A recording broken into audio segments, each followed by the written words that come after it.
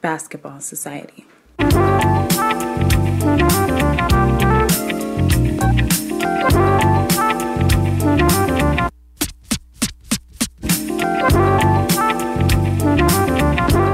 Everybody, Alex Fischbein back again with another Fisch's Friday rant, here to talk to you about a sport that uses this ball like usual.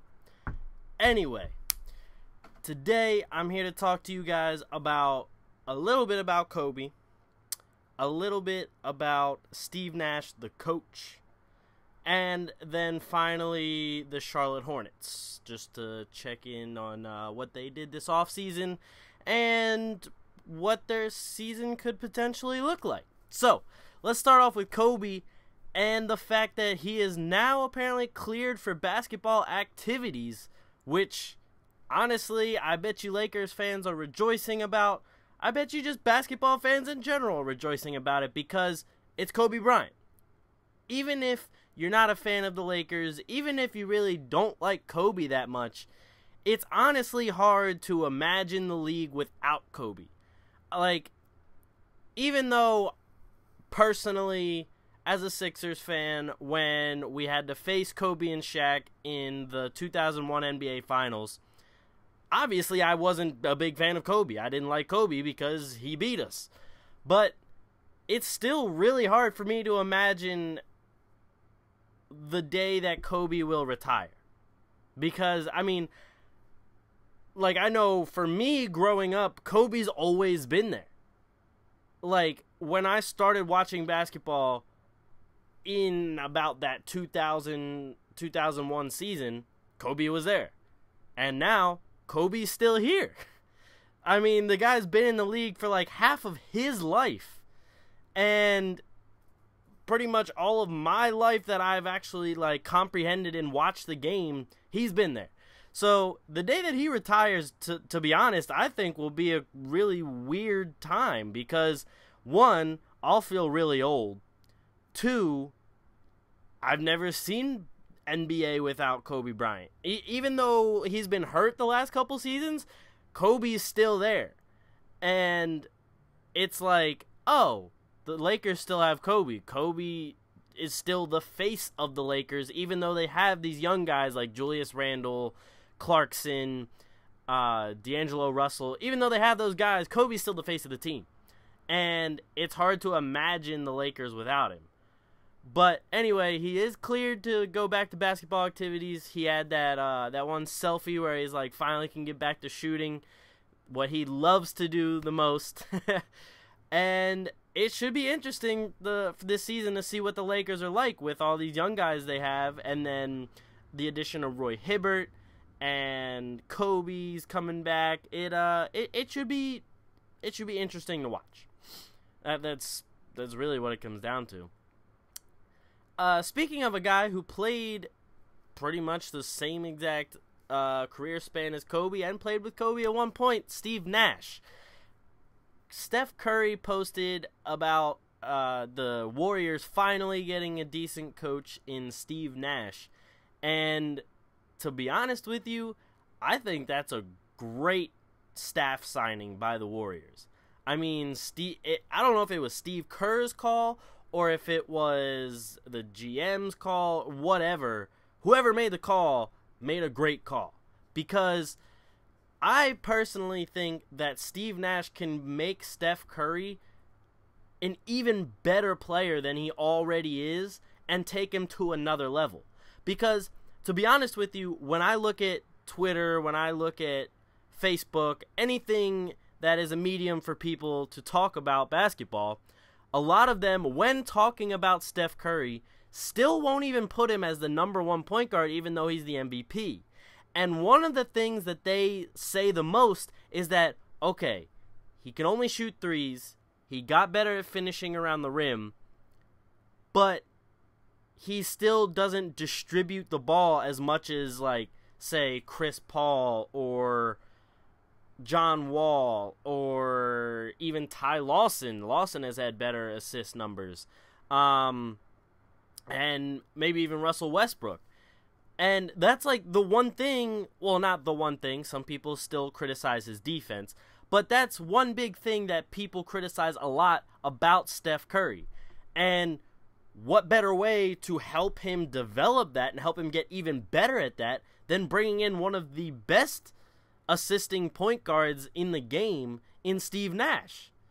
Like that's a perfect move, perfect idea to help your team get even better and help a guy who just won MVP to maybe even get to another level in his game. Like, I personally love the move. And why I think that Steve Nash is like a great coach in general, guys are already seeking out I don't want to say like mentoring, but like seeking out to learn from Steve Nash, sort of like how big men go to Hakeem Olajuwon to learn from him. Guards are now starting to go to Steve Nash. There was news that CJ McCollum of the Trailblazers also went to Steve Nash to learn more to be a point guard for the Blazers now that they are kind of like starting with a new slate and everything. I know that Lillard is still there. He's still obviously going to be the starting point guard, but you're going to need another guy who can either play the combo guard, which McCollum is already a decent shooting guard, or you're going to need a backup point guard, which McCollum can also do that. So the fact that he went and sought help, maybe not help, but coaching from Steve Nash, I think is a great sign, a great plus for CJ McCollum, and a great sign and a great plus for Steve Nash because, I mean, he's looked at as one of the best passing point guards, so now he's becoming a coach and a mentor for these guys. And when you pair him with a team that already won the finals, who has the reigning MVP right now, in my mind, you can only get better from that kind of move. Steve Nash not only is going to help Steph Curry become better, but he can also help guys like Thompson. He can probably help Thompson handle the ball better. He can help Livingston coming off the bench. He can help him as well, who if he starts to get even better, like even closer to his pre-injury form, that would be amazing in itself.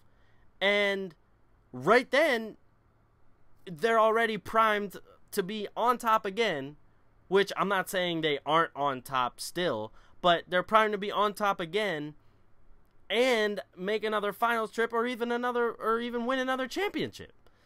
So overall, this is a great signing by Golden State, that having Nash as a coach, and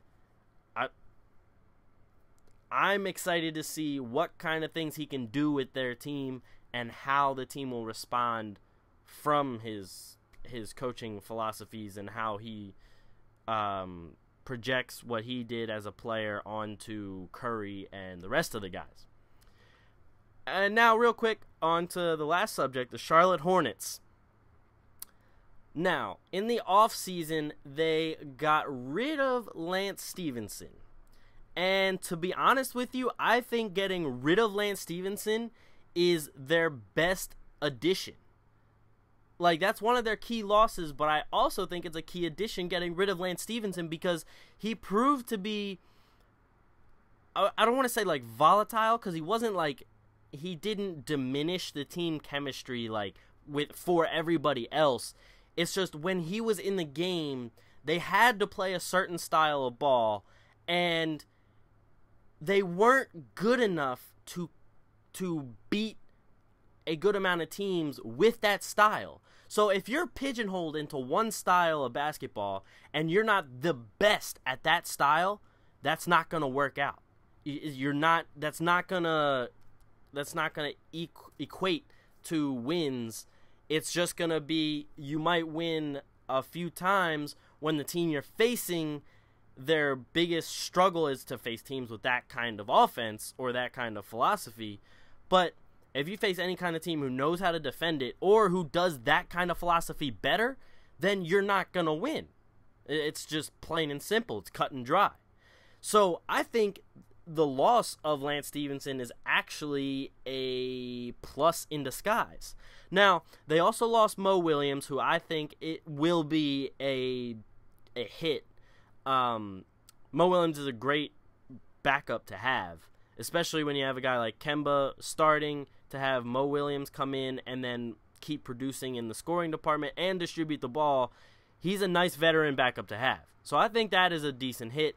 Gerald Henderson also, he played decently for Charlotte. I don't really see that as like a huge loss or anything, but I mean, they're losing some scoring. What the biggest hit, I personally think, is Noah Vonleh. I thought Vonleh was going to turn into a solid starter for them, just a solid starter in the league for that matter, and losing him so early on in his career, I think they didn't really give him a shot, but he still will get a shot going over to Portland anyway. And now onto their actual key additions. They got Batum, they got Spencer Hawes, they got Jeremy Lamb, they got Frank Kaminsky from the draft, and then they got like Tyler Hansbrough and Jeremy Lin, and I think Luke Ridnour as well. But the trade for Batum, Frank Kaminsky, and also the Jeremy Lamb addition, I think are all great additions if you ask me. They're guys that can really play in a system. They can really thrive in the right system. And I think the Hornets will be able to use those guys in lots of different situations, especially Batum, who's like a Swiss Army knife. The guy can do really anything. So any kind of offensive system or just like whole coaching scheme in general, I think these guys will be able to run it and run it well, especially when you already have established guys in Kemba Walker, Al Jefferson, you got the defensive specialist in MKG, you got a supporting cast and two central players already there. I think this Hornets team will be much upgraded. Very upgrade. You know what I mean. They're going to be upgraded from last season. So, I think they could have grabbed an 8th seed last year and everything, and if things worked out, but like that's all that I thought. Like if things worked out for them the way that they were supposed to, I was still only thinking they would get like 8th, maybe 7th seed. But right now I could see them going as far as the 6th seed. I don't want to say the 5th seed because, you know, with Milwaukee in there, that's going to be tough. But I could see them realistically grabbing a 6th seed with this kind of team that they're building. Because they're not building one that's like, okay, we're going to have this guy play hero ball, and then if he's not on tonight, we'll just have a second option.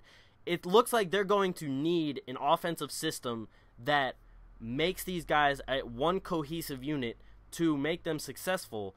And with the kind of guys they brought in and then the kind of guys they let go, I think that's definitely possible for the Charlotte Hornets. So my overall prediction is that I believe they'll get the 7th seed, but realistically, I could still see them getting the 6th. But my main prediction is 7th seed. I'm going to say the Hornets are getting the 7th seed. That's what I think.